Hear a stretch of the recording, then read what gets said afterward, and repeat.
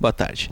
Vamos falar agora sobre a síndrome de Asperger. A síndrome de Asperger, ela não é tão nova, no entanto, ela foi definida como uma síndrome, né, e passou a ser mais estudada recentemente.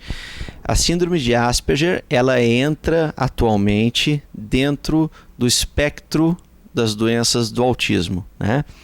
Então, existem algumas doenças de espectro autista. A doença de Asperger, ela está dentro dessas condições.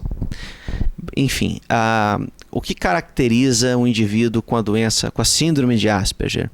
É um indivíduo que mantém de forma contínua um comprometimento na comunicação e na interação social associado a um padrão limitado, recorrente, de certas atividades, ou seja, o indivíduo ele tem padrões repetitivos de atividades nas quais ele se interessa de forma obsessiva, né?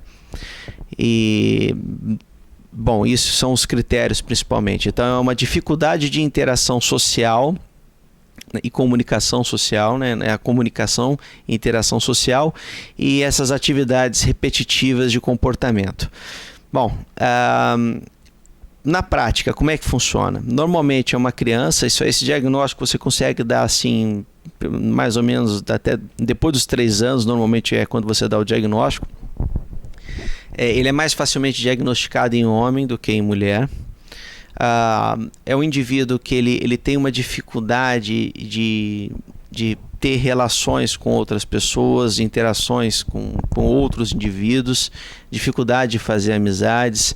Ele tem uma dificuldade de entender linguagem não verbal, por exemplo. Ele não consegue entender situações emocionais, por exemplo, o que o indivíduo está sentindo. Ele não é um bom consolador, por exemplo, uma pessoa que vai, olha, sinto muito, tudo. Ele não consegue sentir isso aí. Ele tem consciência e ele tem um intelecto que ele não tem essa capacidade, né, esse traquejo emocional, mas ele, apesar de ter consciência, ele não consegue muitas vezes lidar com situações emocionais porque ele não consegue vivenciá-las, né? É um indivíduo que ele normalmente ele não te olha no olho, né, porque ele tem essa dificuldade de ler questões emocionais, então ele evita o olhar. Ele pode ser incoordenado, ele pode ter uma certa incoordenação motora fina de mão, incoordenação para andar, ele pode demorar um pouco mais para andar, né? Ele tem uma fala muito boa, né? Na verdade, assim, a fala do indivíduo que tem Asperger, muitas vezes, ela é monótona. Ele tem um vocabulário rico, no entanto, ele tem alguns problemas de prosódia, né? Que devem ser tratados através da fonoaudiologia. Bom, o indivíduo que tem Asperger, ele tem atenções às vezes vinculadas a certas situações, por exemplo, atividades de interesse, por exemplo, estudar alguma coisa específica ou algum tipo de esporte, e eles ficam vinculados em cima daquilo de uma forma obsessiva até se tornarem experts naquilo. Bom, é uma coisa boa e não é. Dentro de uma coisa boa é você tentar pegar isso aí e tentar alocar esse indivíduo, né, dentro de uma área dessas de interesse dele, porque ele vai sair muito bem, porque eles têm um QI normalmente até mais alto do que o normal. O ruim é que essas ilhas de habilidades deles, né, podem gerar deixar a criança, né, ou o adulto enclausurada, né, do ponto de vista de atividades. Então, por exemplo, a criança tem prazer por mapas. O pai compra tudo que é globo, mapa e tudo mais. Não é para incentivar esse tipo de atividade. Você até incentiva em alguns aspectos, porque faz parte do aprendizado, mas você tem que incentivar outras áreas de interesse. Se você proporcionar para essa criança cada vez mais condições dela se aprofundar dentro de um assunto específico, ela vai ficar cada vez mais limitada dentro daquilo. Então, dentro das orientações do tratamento que nós damos para os pais, é não incentivar tanto, né, quando existe um assunto de interesse específico, né, que a criança fica fascinada. Bom, o diagnóstico é difícil porque, ao contrário do autismo, essa criança não tem comprometimento cognitivo, não tem comprometimento intelectual e nem tem um atraso significativo da questão da fala, da aquisição da fala. O autismo já tem. Então, o diagnóstico do Asperger nem sempre é tão simples. Uma outra coisa é que eles não entendem muito coloquialismos, né? São extremamente honestos, portanto, muitas vezes geram-se alguns problemas em relação a isso, porque eles falam o que eles acham que tem que falar, e nas escolas, muitas vezes, são crianças que, às vezes, sofrem bullying, né? Então, isso é muito importante. Bom, eles podem escolher pessoas que eles gostam e conversam muito, ou eles podem escolher pessoas que eles podem até gostar, mas que eles não conversam.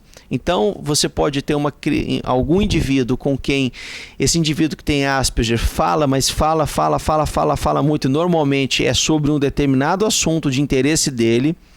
Ele, na verdade, ele não está nem muito preocupado com o interesse do outro num determinado assunto. Ele não dá interesse quando alguém fala alguma coisa. Por exemplo, você está conversando com alguém que tem Asperger, ele está falando, por exemplo, sobre telescópio, e ele só está falando a respeito daquilo.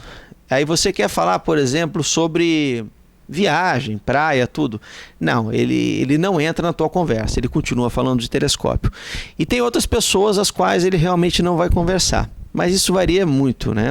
A pessoa que tem Asperger, ela pode ter várias características distintas, né? Bom, o indivíduo que tem o diagnóstico do Asperger, ele tem que ter um acompanhamento psicológico em virtude de algumas comorbidades, tais como depressão e transtornos bipolares que podem se desenvolver. Tratamento psicológico para poder ambientalizar esse indivíduo dentro de um contexto emocional social, para melhorar a convivência dessa pessoa com outras pessoas, e muitas vezes do fono, em virtude dessas alterações de prosódia que ele pode ter. Bom, é muito importante que o indivíduo que tenha Asperger ele tenha conhecimento e ele esteja engajado no tratamento dele. Não existe uma causa pré-estabelecida, né? Existem alguns indícios que alguns efeitos pré-natais podem aumentar o risco, mas não sabe se é o próprio Asperger que causou esses problemas, né? A própria síndrome que causou esses problemas. Por exemplo, uma pré-eclâmpsia, um sangramento, tudo, ou se isso aí contribuiu, mas até hoje não tem uma causa esclarecida. Não é necessário fazer ressonância para fazer o diagnóstico, mas se você fizer, em alguns pacientes vão existir algumas alterações anatômicas, tá? Em alguns giros específicos, mas isso aí é feito mais em termos de pesquisa, ou quando você quer excluir outros problemas. E daí o radiologista tem que ser muito experiente, porque na verdade são mensurações, né? Por exemplo, a fissura silviana ela fica mais larga, fica mais aberta, a ínsula fica mais exposta. Então, se o radiologista não estiver preparado para esse diagnóstico, na verdade ele não vai pensar nisso, mas não serve como diagnóstico. Eu só estou falando que, se for feito, você pode observar essas alterações. Os testes neuropsicológicos são muito importantes e eles ajudam muito no diagnóstico do Asperger.